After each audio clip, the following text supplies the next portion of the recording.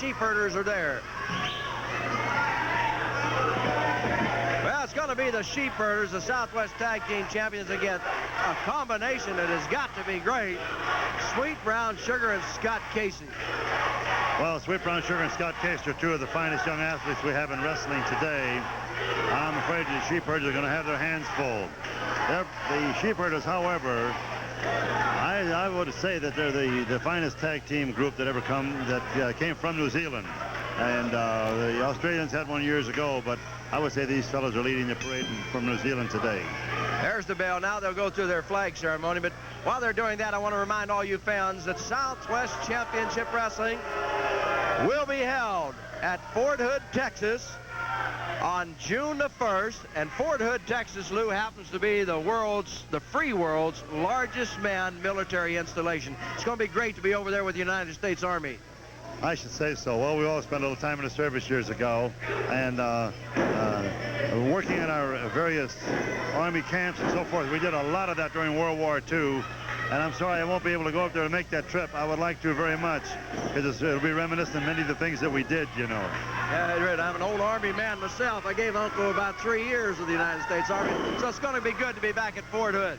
I should say so. I had many, many friends that served there.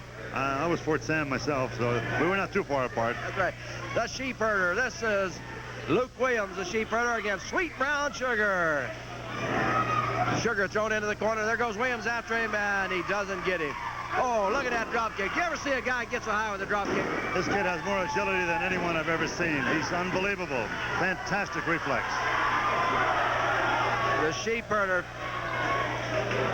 finds Sweet Brown Sugar tagging out to Scott Casey, and Scott Casey comes in with a kick. Now he has the Sheepherder up. Shoulder breaker. Throws him down.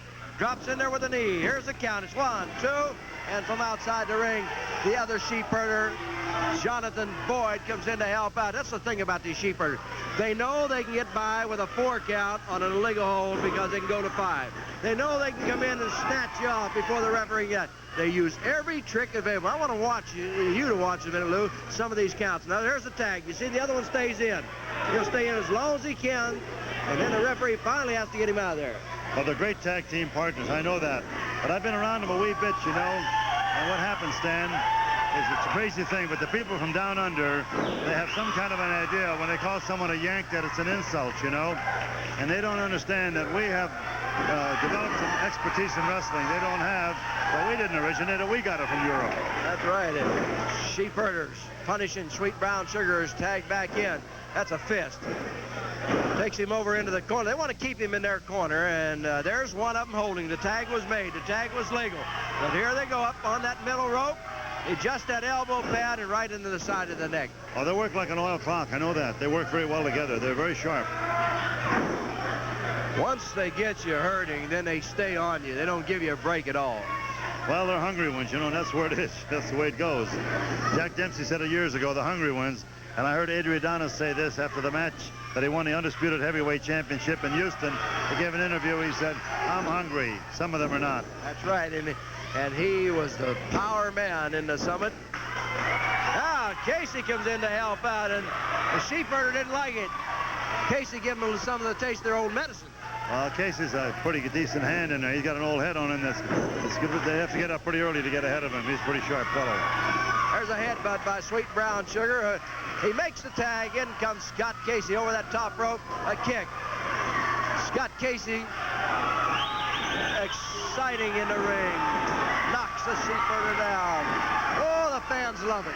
It was beautiful the way he followed over the top rope and caught him with a kick on the way in.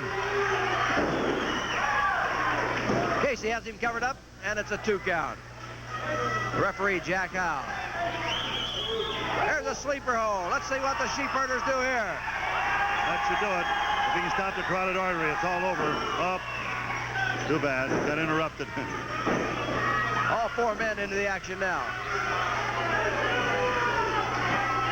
Casey being grabbed.